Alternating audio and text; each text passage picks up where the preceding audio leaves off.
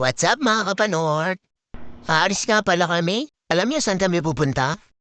Hindi niyo alam. Sarili niya lang kasi iniisip niya eh. Pinaglaro ko muna buko dito. Feeling ko kasi nabuboring siya. Tignan niyo naman, tatlong buko lang gumagalaw. Ayan na naman siya, nababanat na naman yung anit ko dito. May nabawas na naman po. Dati idol ko si Vegeta eh. Ngayon gusto ko na bawiin. Napakalapad. Share ko nga pala sa inyo. Madalas na pala ako mag-jogging mag-isa sa munisipyo. Kaso tinigil ko na. Madalas kasi nangyayari. Mag-isa lang ako nag-jogging, tapos paglimon ko, marathon na. Kaya nga pala, si Panort nasa south. Kaso ba't parang may north dun? Ay no, nakasakay na nga pala tayo ng flex lang. At na nga nandito na tayo sa Partimar. Try niya dito ang mura ng mga sapatos. Siyempre pag ginutom, kakain din. Wow, ang sasarap.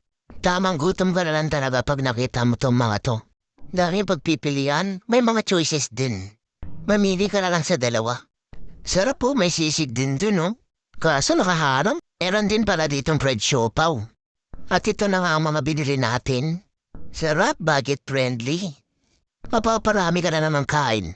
Siyempre pagkatapos, tamang gala muna tayo dito.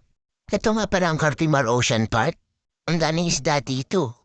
May mga fish din. Nibili nga pala kami ng fish dito. Kaso napagtanto ko wala pala kami aquarium. O sige na, bahala na kayo dyan. Hanggang sa muli. Paalam!